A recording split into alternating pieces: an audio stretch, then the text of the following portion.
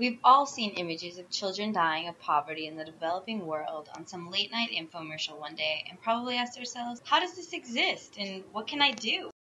We live in a world where 20% of the population uses 80% of its resources. Despite rapid technological and agricultural progress in the developed world, upward to 1 billion people live on $1 a day or less. 16,000 children die daily from malnutrition. All of these facts beg the question, why does poverty exist in a world of growing wealth? Well, the answers are complex, having to do with a web of physical geography, governance failures, cultural biases, trade barriers, fertility rates, and more. The roots of the inequality spring from our relationship to the global south, particularly since colonization in the 16th century. Prior to colonialism, many people in the developing world lived in diversified, self-regulated communal situations, which were generally resilient to outside pressure. Colonialism was often a means to get more farmland and to extract resources such as wood, coal, or metal. Subsistence agricultural practices were replaced by cash cropping for export, and traditional industry and crafts such as textiles or ceramic were replaced by infrastructure that only supports the extraction and export of raw materials. The main purpose of the extractive state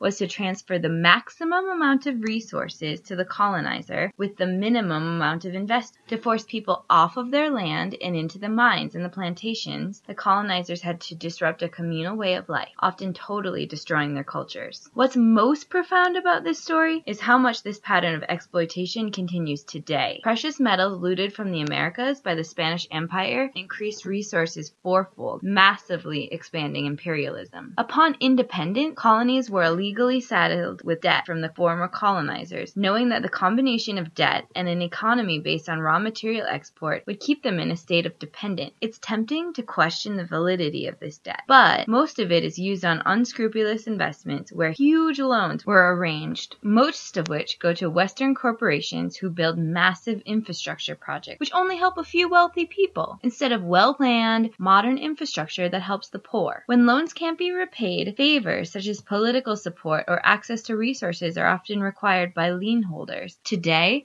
the World Bank estimates that the developing world spends $13 in debt repayment for every dollar it receives in grants and aid. Exactly how different are these scenarios? Is our affluent consumer democracy Western lifestyle only possible because we are in effect still stealing from the poorest in the world? The developed world's answer to the global inequality has been to give development and aid money. Every year, national governments, foundations, charities, and individuals spend over $100 billion on development and foreign aid throughout the world. Much of this work, when evaluated by its effect on long-term sustainability or improved quality of life, is marginally effective at best. It's often ineffective, and at worst, is actually counterproductive or harmful to local people by creating relationships of dependency and depleting resiliency. Unfortunately, too much of this mainstream aid is focused solely on economic development, commodity development, or welfare. Systematic problems require systematic solutions. The basic conceptual model of capitalist economics, of which much standard aid is aiming for, endless and unlimited growth, is a dangerous fantasy that can only end in disaster. We at the Regenerative Development Initiative believe that permaculture principles can and have created more effective, culturally relevant,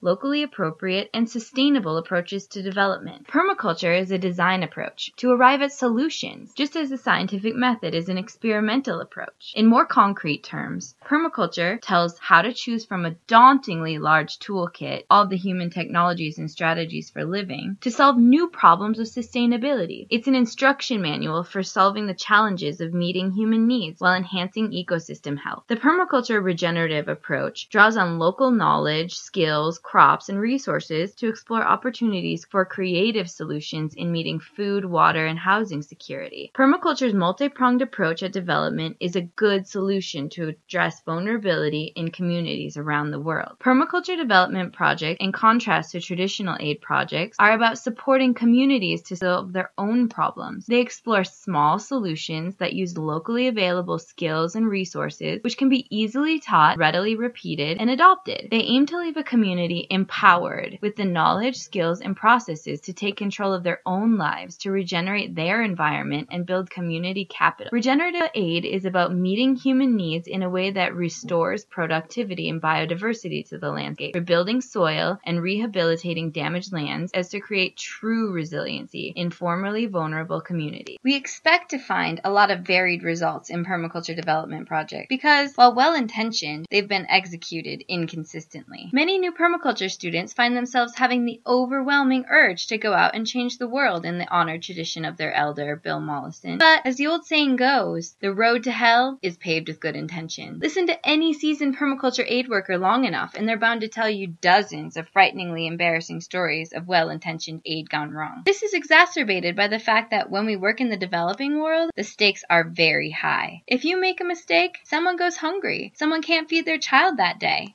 Permaculture development projects must be designed and executed carefully to avoid precarious situations, or we're taking extreme risks with people's lives, and in the process, giving permaculture bad reputations. We believe that there have been many successful projects to date which have created lasting change for people around the globe. We just need to find them and ask the people who created them what makes theirs different. If we can find enough evidence of both successful and unsuccessful traits, we can help create a roadmap for project creation. Once we've collected sufficient information, we intend to make it available on a website and publish a manual to avoid such inconsistent results. This research will lend legitimacy and will begin to develop a solid evidence-based framework for people who want to start a variety of development initiatives, or even help incorporate permaculture into existing aid projects, hopefully diverting a fraction of the billions of dollars spent on aid yearly into more resilient, long-term undertakings, and thus making a big impact on the lives of people around the globe. This work is going to take a lot of experience and many hours to complete, and we're asking for support from you, our community. Please help our team bring this project to reality by giving your support. Even a little from many hands will go a long way to help this important project to improve people's reality. Thank you very much.